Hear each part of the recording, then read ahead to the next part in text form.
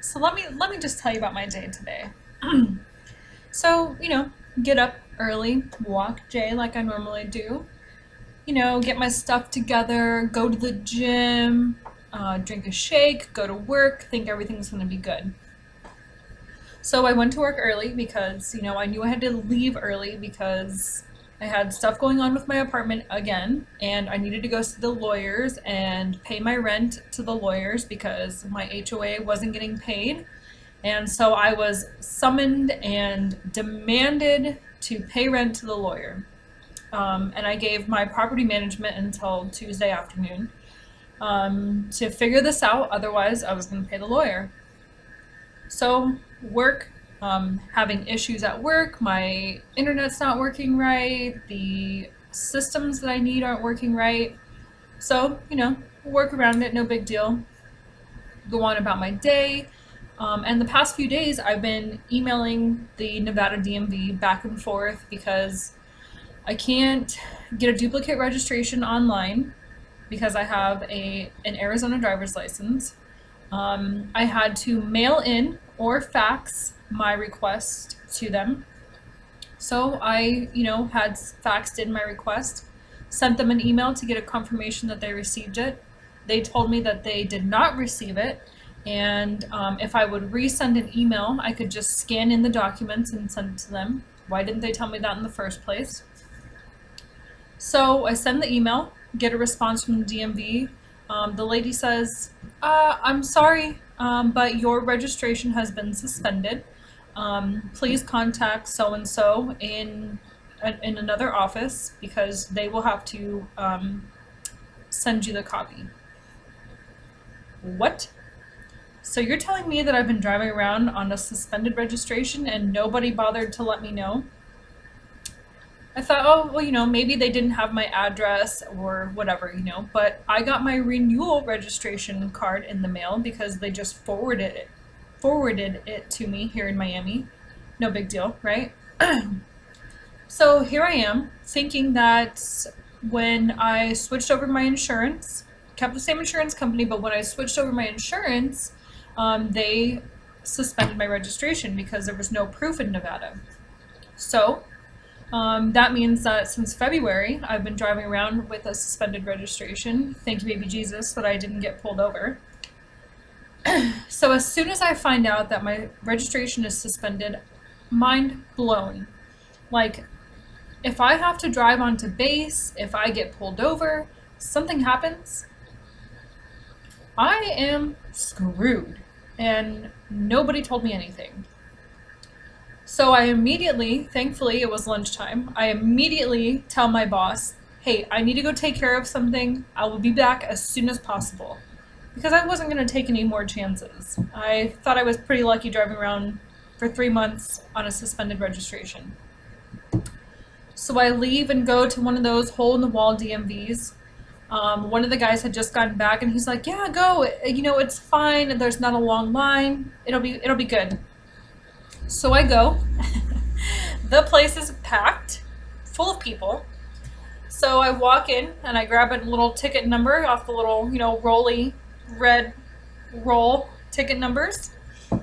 Number 35. Guess what number they were on? That's right, 7. Oh, this is gonna be good. So I go stand outside, make some phone calls that I needed to make. One of them being the property management and the lawyer that I needed to see after work. Called to let them know that I would be on my way this afternoon. And, basically just a courtesy call to let them know that I was not going to pay the property management, that I was going to pay the lawyer. So if they needed to take care of anything or handle any business, it was not on me. Please don't charge me any extra fees because I'm late on my rent, when in fact I'm not late on my rent, but you failed to do your job. Didn't say anything. Got all the information I needed from my bank, for my truck, for my registration. Every few minutes I would peek my head in to look and see what number they were on to make sure that I didn't get missed. The last time that I poked my head in to see, they were on number 25. I was 38. Started scrolling through Facebook, oh, look at that cat. Oh, look at that dog. Oh, is that a hippo? I think that's a hippo. Cute. Not even 10 minutes. I swear it was maybe 5, and I know that it might feel like 5 because you're on Facebook and you're getting distracted, but it was no more than 5 or 6 minutes. I opened the door. Don't you know that they're on number 38?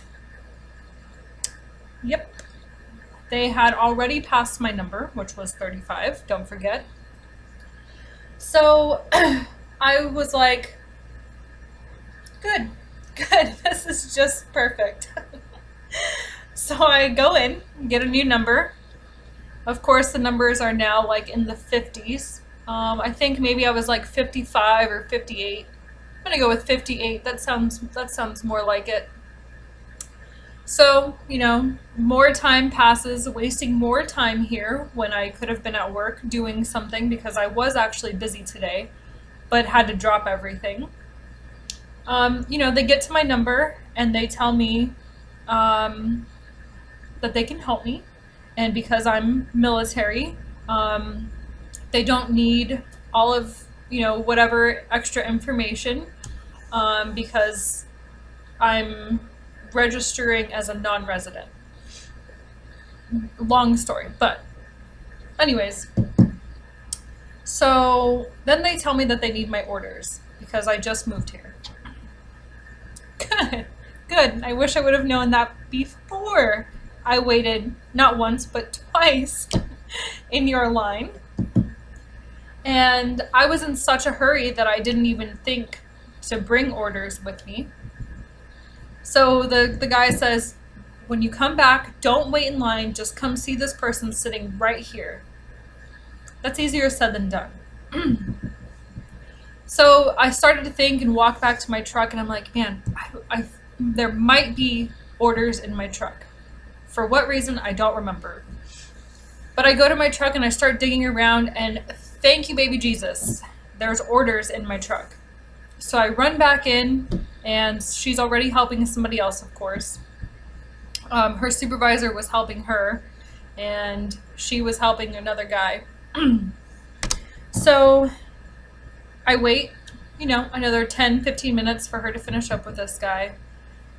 And I let her know, hey, I found the things that I needed.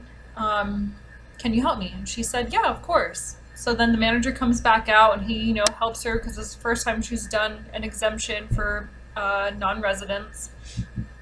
Everything went smoothly. Hey, kudos to them. I had to wait a long time, but service was great, and that was probably one of the best experiences I've had since living here.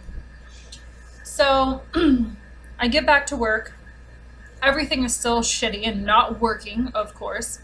And I have to be at the lawyer's office this afternoon at 4:30 in downtown, which is not normally bad, but I normally don't get out of work until 3:34, gotta drive home, yada yada, blah blah blah.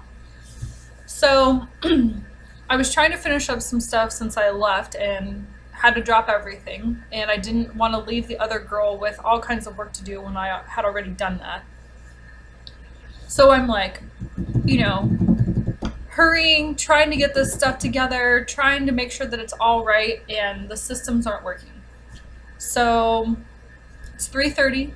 I tell my boss, look, I got some other stuff going on. I really need to leave. I'm really sorry. I will handle this stuff first thing in the morning. She said, okay.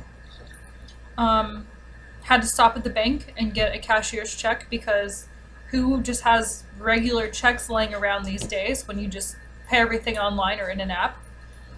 So had to stop at the bank to get a cashier's check, drive to downtown, park my truck, because if you know anything about downtown, it's not easy to park on the street or just in some random place without it being $15 or $20.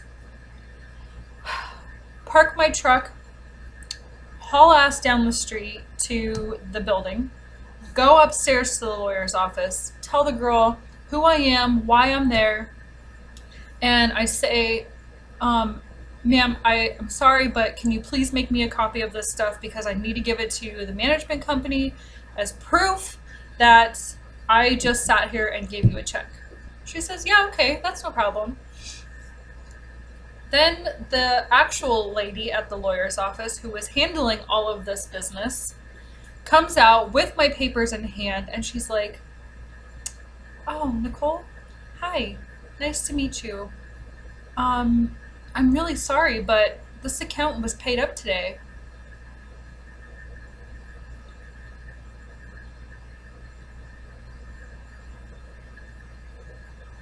Are you talking to me?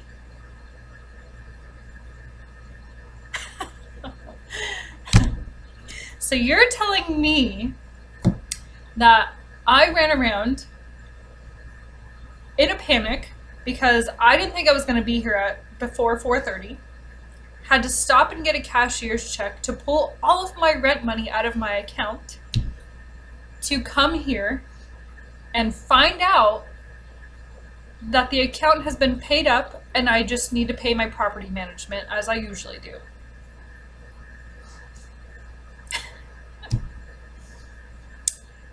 Fantastic.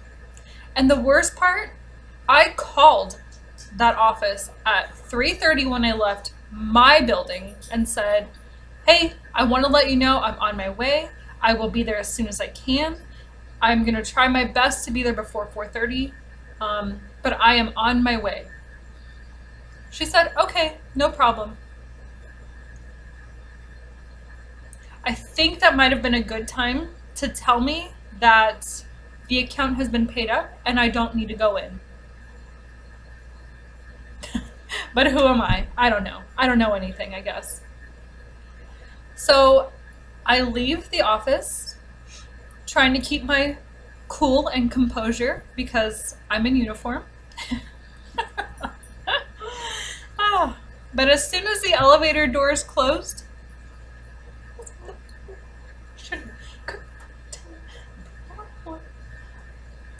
they opened again because my property management is in that same exact building, just one floor down.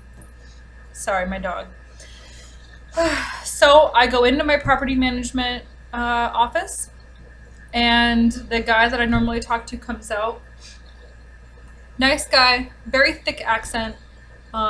Sometimes he gives me like a blank stare because I think I might talk too fast for him, and I don't know if he doesn't understand some of the words sometimes, or if it just takes him a little longer to process, which I completely understand because when people talk to me in Spanish, like I know what they're saying, it takes me a lot longer to process what they're saying, and I do the blank stare too.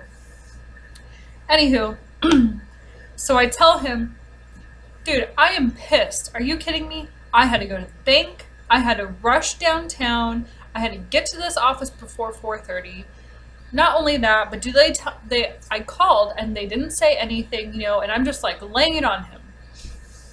This poor guy is just looking at me like, oh my God, I don't know what to do. I don't know what to say right now. I'm just going to let her talk. Just let her get it off her chest. Just trying not to curse, I was trying to be professional. And mind you, it's hot and it's humid and it's disgusting outside. Besides the point. So he's like, I'm so sorry, Nicole. What can we do for you? This is really inconvenient for you, and you had to do all this stuff. We'll pay the fee for the cashier's check, and don't worry about the late rent fees. We'll take care of it. Don't worry about it. Can we get someone to go in and clean your apartment? Like, what can we do for you to make this better? Don't get me wrong, I really appreciate it, but I live in a small apartment.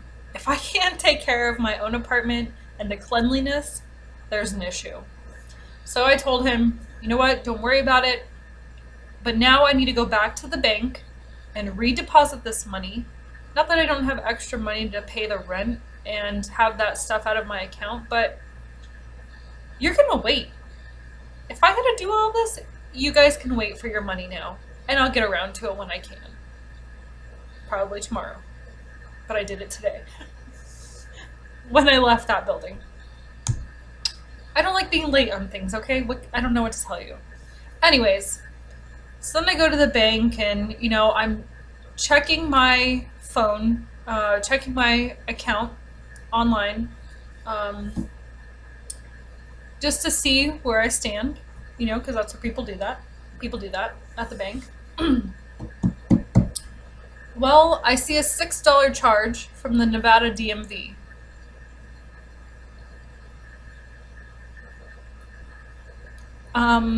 What?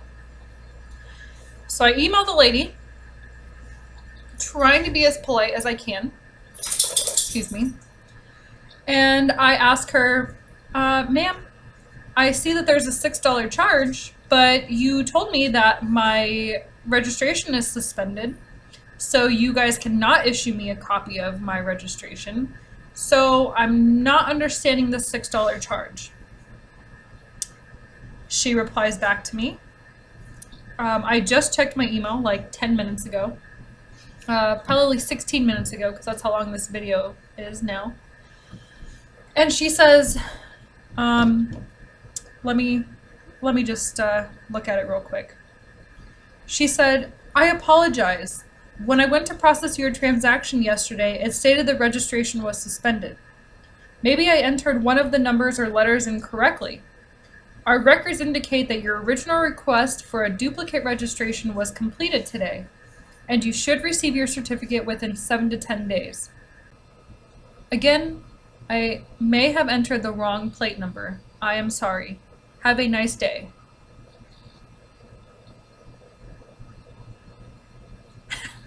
Have a nice day? Do you know what I had to go through this afternoon? Because you told me my registration was canceled? Suspended? Whatever word you want to use. But my truck was not legally registered in any state? As if I didn't already have enough stuff to do today.